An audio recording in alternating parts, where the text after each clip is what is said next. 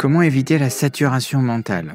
Et pour répondre à cette question, je vais plutôt vous parler de moi. Qu'est-ce que j'ai mis en place dans mon quotidien pour éviter ça? Comme tout chef d'entreprise, un des problèmes que l'on a, c'est la saturation mentale. Toutes les décisions que l'on prend et toutes les actions que l'on fait nous emmènent à être dans un état de saturation mentale. Alors si vous n'êtes pas encore abonné, cliquez sur la cloche en dessous, abonnez-vous pour être au courant de toutes les vidéos courtes et longues qui sortent sur cette chaîne et qui n'ont qu'un but, c'est de travailler la clarté mentale et la vision stratégique des chefs d'entreprise pour être un meilleur chef d'entreprise et surtout, incarner votre posture. Alors, le premier truc que moi je mets en place, c'est que je ne prends jamais rien comme une insulte. Parce que c'est du feedback qui est déguisé. Derrière une réaction d'un de vos salariés, derrière une réaction de vos associés, vous pouvez très bien prendre la responsabilité de vous énerver, de réagir par rapport à ce qu'ils disent. Ok, c'est génial, mais ça ne fait pas avancer le sujet en fait. Moi, pendant trop de temps, j'ai utilisé ça comme des insultes. En fait, je percevais ça comme des insultes. Sauf que la carte n'est pas le territoire. Et ce que je perçois n'est pas la réalité, et ce que l'autre perçoit n'est pas la réalité.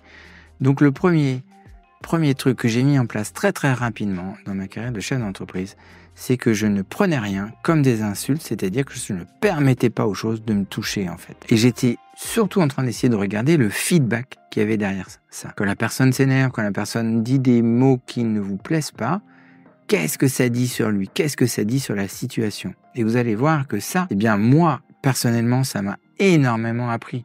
Avec les partenaires avec lesquels je travaille, avec les entreprises, les chefs d'entreprise que je coach, les salariés et que j'ai en contrat de coaching, j'utilise tout pour prendre du feedback en fait et de comprendre ce qui se passe derrière. Et ça va vous simplifier la vie. Le deuxième point, c'est d'incarner son leadership en restant fidèle à ses valeurs. Alors ça, c'est quelque chose d'hyper important au niveau saturation mentale. Moi, je l'ai vraiment mis en place depuis 7 ans. C'est-à-dire que j'ai défini mes valeurs. Et il y a des choses que je fais et il y a des choses que je ne fais pas parce que je reste fidèle à mes valeurs. Il y a des contrats que je refuse, ou il y a même des contrats où je ne vais pas. Je leur dis clairement, je ne suis pas la bonne personne pour vous accompagner sur ça. Par exemple, pour une très grande entreprise française, j'ai refusé un contrat qui était contre mes valeurs. Et je préfère incarner mes valeurs, les respecter, parce que quand je commence, moi, à aller contre mes valeurs, il y a ce petit vélo qui tourne dans ma tête. Et là, je commence à être en surchauffe mentale. Et je me pose des questions. Et pourquoi ci, pourquoi ça? Et on passe tous par là. Donc du coup, le fait d'avoir défini mes valeurs en amont et de le respecter, en fait, j'en ai 5. Je vais vous donner les 3 premières. C'est de la joie. Est-ce que ça me rend joyeux de faire ça? Est-ce que ça nourrit ma spontanéité? Est-ce que j'ai de la spontanéité à faire cet accompagnement, à faire cette conférence? Est-ce que j'ai de la liberté? C'est-à-dire, est-ce que je suis vraiment libre d'interagir dans ce moment-là? Ou est-ce que j'ai une grosse contrainte? Alors, vous allez me dire, on n'est pas tout le temps libre. Oui, mais à des moments, si ça va à l'encontre de votre liberté intérieure, par exemple, par rapport à certaines valeurs de respect ou des valeurs éthiques, moi, ça contraint ma liberté, donc je refuse. Et là, ma surcharge mentale, elle baisse d'un coup. Le troisième conseil que je vous donne pour baisser cette surcharge mentale que moi, j'utilise au quotidien, c'est garder l'esprit clair en déléguant ce qui doit être délégué et en priorisant les tâches. C'est-à-dire que le fait de se construire un plan stratégique, en priorisant les tâches. J'en ai beaucoup parlé dans mes podcasts, j'en ai beaucoup parlé dans des vidéos. C'est la matrice de décision d'Eisenhower. Qu'est-ce qui est important? Une colonne, important, pas important, urgent, pas urgent. Et vous classez les choses. Et vous faites les choses tout de suite. Ce qui est important et urgent, vous le faites tout de suite. Et tout ce qui n'est pas important et pas urgent, vous le déléguez à d'autres personnes ou vous le mettez plus loin, mais d'avoir vraiment cette notion de priorisation, d'un plan structuré, ça vous permet d'avoir une vision et une vision des choses que vous avez à faire. Et je vous encourage vraiment à faire les choses chiantes tout de suite. Par exemple, moi le matin, j'aime beaucoup la spontanéité dans mes vidéos. Mais le matin, quand j'ai pas d'accompagnement, la première chose que je vais faire, c'est coucher par écrit les idées que j'ai. Donc, je prends mon ordinateur, j'écris la structure rapidement, mais je le fais en fait. Et quand j'ai décidé de tourner la vidéo, j'ai la petite trame que j'ai fait en dessous. Et depuis que je fais ça, j'ai gagné, moi, en clarté mentale sur ce que je vais dire. Et je trouve que mes vidéos sont de plus en plus pertinentes. Alors pour moi, c'est complètement subjectif, mais je me répète beaucoup moins. Et surtout, la notion de délégation dans votre entreprise. Là, j'ai fait une petite digression, excusez-moi, sur mon quotidien.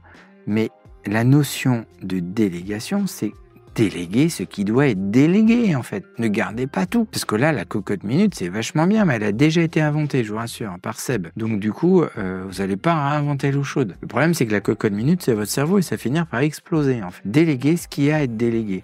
Responsabiliser les gens. En fait, dans la délégation, il y a le fait de donner la délégation, mais aussi de responsabiliser les gens vis-à-vis de cette délégation. Ça marche dans les deux sens, en fait. Et le quatrième point, c'est qu'il n'y a pas d'autre alternative que l'amélioration continue. Ça, c'est primordial. Le cercle PDCA, il n'a pas été inventé par hasard, et l'amélioration continue, en fait, c'est le seul moyen de récupérer du feedback, d'analyser ce feedback, de planifier quelque chose, de le contrôler, de le faire et de le relancer. Et de tourner toujours vers l'amélioration continue. Parce que faut pas croire qu'en stagnant, on va améliorer notre clarté mentale. Non, en fait. D'aller chercher des apprentissages, de développer ces cycles d'amélioration continue dans tous les services de votre entreprise. Et même si vous êtes solo-entrepreneur, pour vous-même, en fait. Moi, tous les trimestres, je fais un point avec moi-même et je regarde sur quoi je peux m'améliorer. Qu'est-ce que je dois mettre en place? Tiens, par exemple, la compta. Comment je dois faire pour mieux l'améliorer? Qu'est-ce que je planifie? Qu'est-ce que je contrôle? Qu'est-ce que je suis? Et qu'est-ce que je relance derrière? Et à chaque fois, j'essaye d'améliorer le processus pour que ça me prenne moins de temps, que ça me prenne moins de bande passante. Que quand j'envoie tous les documents au comptable, et il n'y a pas j'espère qu'il ne va pas me rappeler en me disant qu'il y a ça, qu'il manque ça, qu'il manque ça. Là, le mois dernier, j'étais vachement content. Le comptable m'a renvoyé, il m'a dit, il manque que 3 petits trucs. Et c'était vraiment 3 petits trucs. Ça m'a pris 4 secondes 30 pour trouver les justificatifs. Je les ai envoyés et next. Et là, il y a plus cette bande passante, il n'y a plus ce truc. Et surtout, le dernier tuyau que je vous donne, qui n'est même pas écrit là, c'est clôturer les choses, vraiment. Moi, c'est quelque chose que je fais de plus en plus. Depuis 2 ans, j'ai passé un contrat avec moi-même. Je commence à faire quelque chose, je le termine. Je laisse pas les choses ouvertes parce que on a trop tendance à laisser les choses ouvertes. Et j'ouvre. Par exemple, tiens, je vais travailler sur la plateforme que je vais lancer en septembre. Et puis là, je vais travailler sur des vidéos. Et puis là, je vais travailler sur une formation que je vais lancer.